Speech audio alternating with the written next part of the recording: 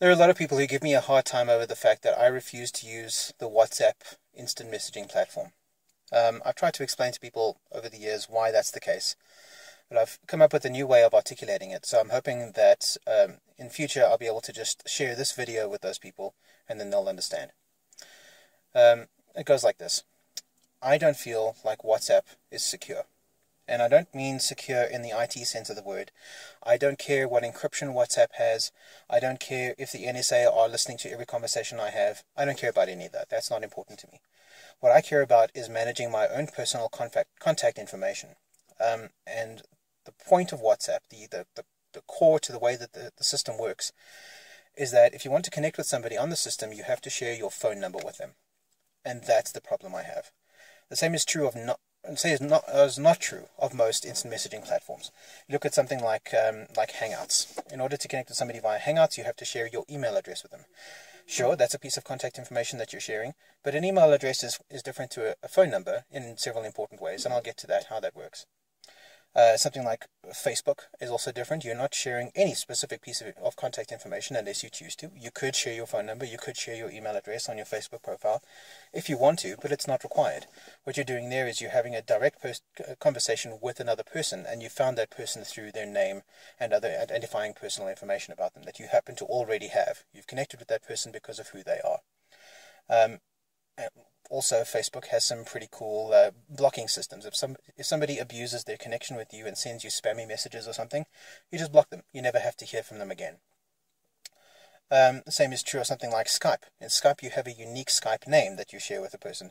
If you want to connect with them, it's only relevant on Skype. It doesn't work on any other system.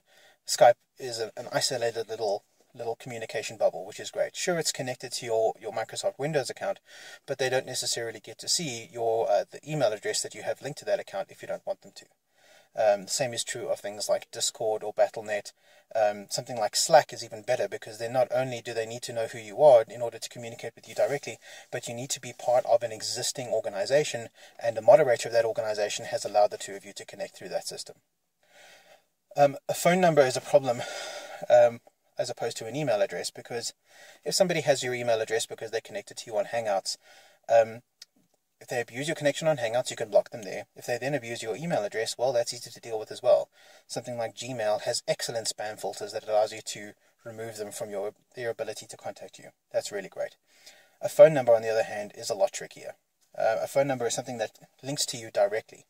If somebody is unable to reach you via WhatsApp for whatever reason, they can then choose to send you an SMS directly to your phone, or they can choose to phone you. Phone you. That's the problem. So, to me, a phone call is the most intrusive way of contacting a person you can do. It's to me even more intrusive than showing up in somebody's house, because when you make a phone call to somebody, what you're doing is you're saying to them, listen, I don't care what you're doing now. I have no respect for your time or your boundaries. I demand that you speak to me immediately. Now, it's one thing if it's an emergency type situation and you absolutely need to speak to that person at that moment, or else there are dire consequences. That's fine. If people were able to respect that that's the only time you ever use a phone call, then that wouldn't be a problem. Therein lies the issue. People don't respect that boundary. If somebody has your phone number, I've learned the hard way, they will abuse it. They will send you SMSs, they will phone you, and that I cannot abide. I cannot tolerate an unsolicited phone call. I'm open to having phone calls, but only if an appointment has been made beforehand that we're going to have this phone conversation. And that appointment needs to be made via some other kind of system, either instant messaging or via email or something like that. So, here's the problem. I cannot trust people to have my phone number. Because of that, it makes something like WhatsApp or Google Allo or one of the other IM systems that use a phone number completely useless and unusable to me, because I would then have to share that phone number with those people, and that's unacceptable. I can't do that. So, if you are one of the people who wants me to use WhatsApp or Google Allo or one of those other systems, I'm sorry, but you're going to be waiting a long time. It's never going to happen. You're going to have to get over it. What you can do is either contact me via Hangouts or Slack or Discord or Skype or email, or just get over it and go away.